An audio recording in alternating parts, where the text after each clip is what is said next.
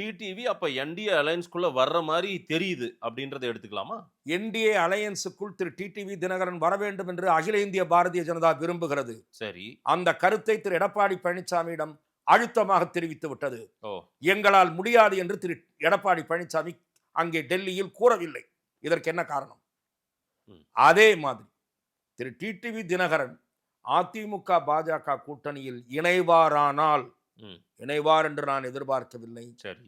அவரும் 2 கேள்விகளுக்கு பத்திரிகையாளர்களுக்கும், பத்திரிகையாளர்கள் மூலம் பொதுமக்களுக்கும் பதில் சொல்ல கடமைப்பட்டவராவார். என்ன கேள்வி சார்? 2 கேள்விகள். ம். ஒன்று, துரோக சக்தி எடப்பாடி பழனிசாமி முதலமைச்சராக இருக்கிற வரை ம். அந்த கூட்டணியில் நாங்கள் இணைய மாட்டோம். ம். இது பழைய ஸ்டேட்மெண்ட். ஏன் இது தஞ்சாவூர்ல இப்ப அதுக்கு பதில் இருங்க, சொன்னார்ல? இருங்க. அது நீங்க சொன்னதுக்கு நான் வர்றேன். ஆ. தஞ்சாவூர்ல இப்ப யார் எதிரி, இப்ப யார் நண்பன், இப்ப யார் துரோகி. துரோகிலாம் பார்க்க மாட்டோம் இந்த பார்க்கறதுக்கு நேரம் தேர்தலில் இல்ல. என்று சொன்னார் அல்லவா? ஆமா. அதே கூட்டத்தில் இன்னொரு ஸ்டேட்மெண்ட் சொல்லியிருக்கிறார். என்ன? 2வது கேள்வி அதுதான். ஆகவே நீங்கள் அவசரப்பட்டு குறுக்கிட்டீர்கள். ம். 2வது கேள்வி, முக்கியமான கேள்வி என்னவென்றால், தஞ்சாவூர் பொதுக்குழுவிலே டிடிவி தினகரன் பேச்சு ஆடியோவில் ஒளிபரப்பாகி இருக்கிறது. என்ன? அமமுக கைகாட்டுபவர் தான் முதலமைச்சர்.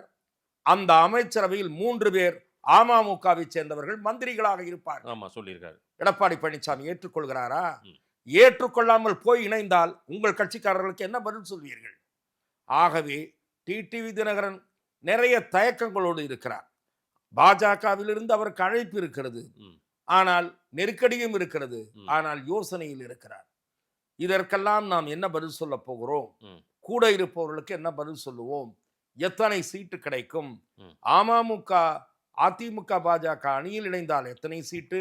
தாவேகாவுக்கு போனால் எத்தனை சீட்டு? இதுல என்ன ப்ராஸ்பெக்ட்ஸ்?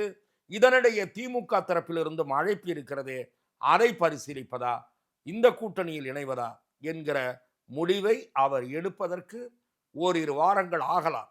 இதற்கு நடுவிலே அவரை டெல்லிக்கு எந்த நேரமும் அழைப்பார்கள் என்ற பேச்சும் இருக்கிறது.